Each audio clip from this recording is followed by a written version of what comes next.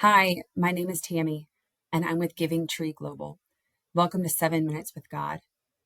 Something that I find so important in my life is to share the ways that God is moving within my life. So often I think He's speaking and moving more than I ever realize. And so it's important that as He speaks and as He moves, we talk about it so that my faith is increased as I recount the ways that He has been faithful and good and loving. And so that also within your heart may spark something that reminds you and shows you that God is so present and active and aware and moving in your life. And so every once in a while, we'll get on and share things that God is doing and saying so that our faith and hopefully your faith is increased. So this morning, I'm coming and talking to you about a story out of Genesis chapter 4. Genesis is the first book of the Bible. And in chapter 4, there is a story about two brothers, Cain and Abel.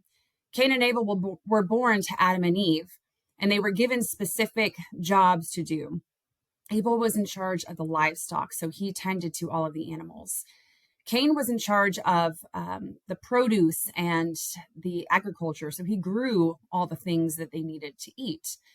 And they were both told to bring a sacrifice to the Lord. And so in Genesis chapter 4, we see this story unfold where Abel comes and he brings the best thing that he has to offer. The choice fat from the choice animals, the firstborn. He brings the best thing that he has for himself to God, and God is pleased with it. Well, we know from the story that Cain also brings something, but God wasn't pleased with it. And so we assume that what he brought was not the best thing that he had to offer. See, I always read this story. I grew up in church. I've heard the story 1,000 times, and I used to always read it through the lens of rejection. That because Cain didn't bring the best thing, God rejected him. And so in my head, I used to think that, well, God is also going to reject me because I can't bring the best. Because I used to think the best was perfection, when that's not necessarily what God is saying in this story. I'm not going to be perfect all the time. I'm not going to be able to bring what I thought God was asking me to bring. But when you look at this story a little bit deeper, you understand God's actually doing something vastly different. And so I want to read to you a little portion of Genesis 4, starting at verse 6. So essentially, Cain brings this offering to God, and it wasn't his best. And God rejected it. And Cain got really upset and really angry. I used to always think that God rejected Cain when that's not actually what's going on. I want to look at verse 6. So Cain is angry. Then the Lord says to Cain, "Why are you angry? Why is your face downcast? If you do what is right, will you not be accepted? But if you do not do what is right, sin is crouching at your door. It desires to have you, but you must master it." God's not saying that you have to be perfect. God is not telling Cain, you have to be perfect. What he's saying is, hey, you didn't bring me your best. And don't get mad, don't get upset. Just get up and try it again. You know it is right. Just get up and do it again. I got so stuck for such a long period of my life because I was so focused on the things that I couldn't do. I was so focused on the things that I messed up in that I couldn't bring myself to God. I couldn't pick myself up and try it again. My children both are involved in sports. And one of the things that we try and communicate to them and to their teammates and their friends is that you are not going to have a perfect game every time.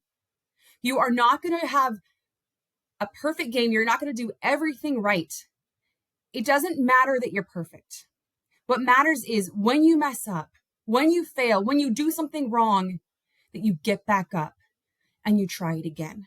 Because I've seen time and time and time again, and even experienced it within my own life, when I allow those mistakes, the things that I failed in to take me out, I can't recover.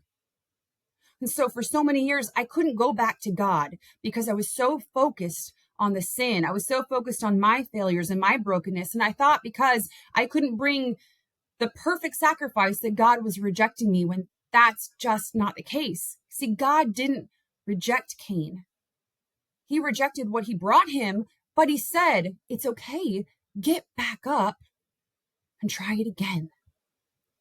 God says, it's okay that you messed up. It's okay that you're not perfect. Get back up and try it again. So if you feel stuck today, if you feel as if you cannot approach God because you aren't perfect, that's okay. There has only ever been one person who is perfect, and that's Jesus, and he died for us. God is not disappointed in you. And I couldn't approach him. I couldn't return to him when that's what he's saying here. He's saying, return to me. Bring what you can. Stop focusing on what you can't do and focus on what you can do. Because he even continues to say in the second part of verse 6, if you do not do what is right, sin is crouching at your door.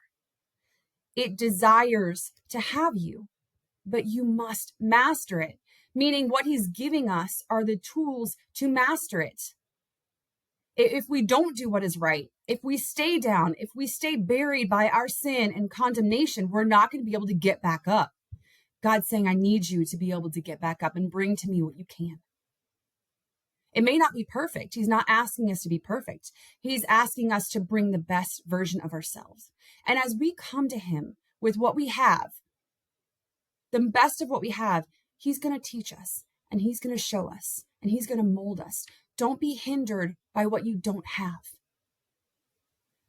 I encourage you to return to God and let him work it out. Let him deal with it. Our job is to get back up and to try again. Thank you for watching.